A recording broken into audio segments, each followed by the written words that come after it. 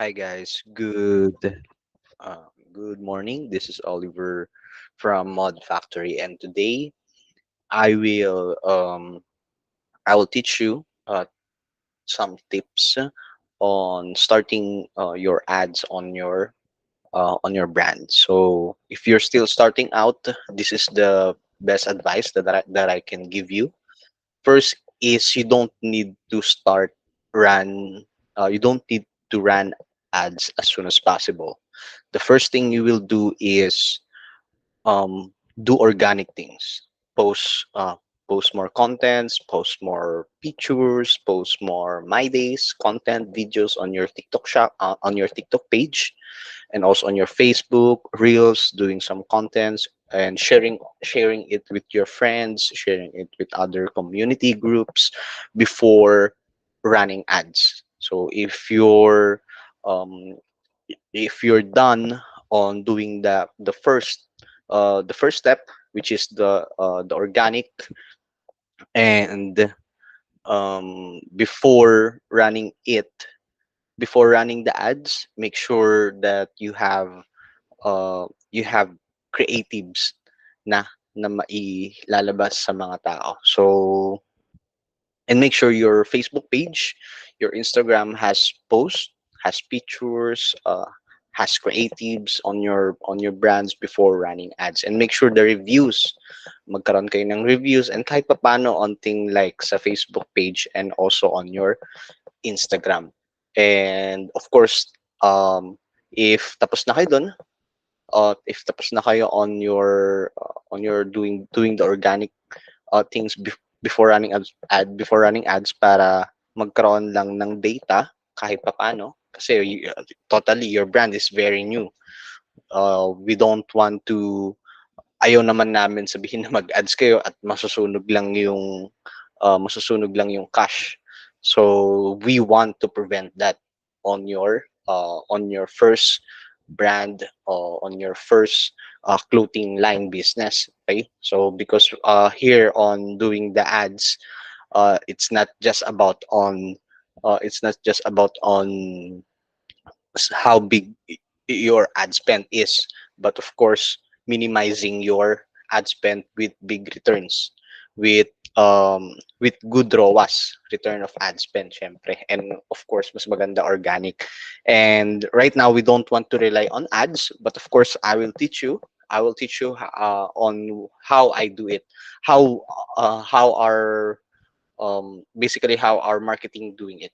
So first, if you're still a new brand, you can start on creating your brand on engagement. So once you have engagement around 70 pesos, and you can do the awareness as well, um and of course traffic, pwede rin yan. So my budget advice is around 50 pesos to 70 pesos. Then in 2 to 3 days, you can now start your conversion.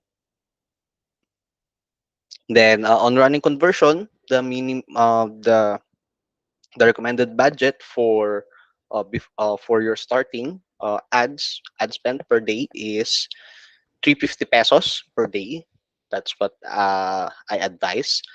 And of course, when creating a campaign, creating conversion, make sure be creative then. Ibig sabihin also on your copywriting, nakaka-hook din yung copywriting nyo. Example, buy one take one, 50% off, 60% off, magkaroon kayo kahit pa paano ng pakulo sa ads nyo, na if they buy this one they will have free, etc., something, or they can have a voucher. Pwede nyo naman i-generate yun sa Shopee and sa Shopify nyo. So that's the thing on running the advertising. And and of course, if your ads is doing well, you can increase the budget. And if not, if your ads is not doing well, you can adjust, you can test again different creatives on your ads. And I recommend is 7 days ang pag-check ng ROAS. 7 days. So 7 days if you guys are profitable. But of course, if tingin mo in 2 to 3 days hindi effective, you can turn it off naman na and do another ads. and and and third thing is, um there's lots of way how to market your product. Then you can go to TikTok shop, especially there's already affiliates, so you can try that as well. You can go to TikTok, and I'll discuss that on another tutorial video. Okay? So, pero here, on your ads, make sure okay yung pixel nyo. So, dito nyo makikita yung pixel. You can go to Events Manager. Make sure yung pixel nyo okay before running ads. And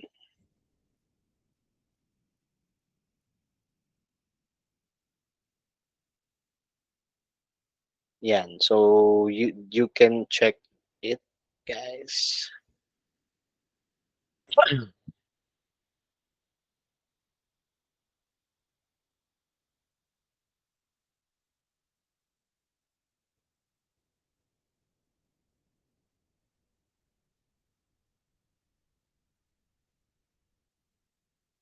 So, yan. And once you are running ads, pwede kayong mag-run ng traffic to different marketplace. But of course, depende pa rin po sa inyo kung gusto nyo magkaroon ng Shopee, Lazada, or TikTok Shop. You can put the link there, and para may mag-order din sa mga different platforms na meron kayo. So, yeah. What else I can add on this video? And and I think the best thing din na on your creatives, anong pinakamagandang creative is video. Much more interactive, like mas magandang may tao magpo-promote ng damit nyo then merong video. Or you can do is influencer, collaborate with influencer, and yun yung i-run nyo ng advertising, which is one of the effective din. One of the effective ways to promote your products then through influencers. You all as influencers, ipopromote niya, plus magra-run pa kayo ng ads na nandun si influencer. So, may ad up siya. So, and the good thing there is, in influencers, they can get organic sales. You can push on influencer as well. And because ads, kumbaga ads basic lang kaya naman natin matutunan yung ads, kaya naman natin mag-run ng ads. But the thing that you need to work out is doing collaboration with other influencers on your brand na pasok sa niche nyo.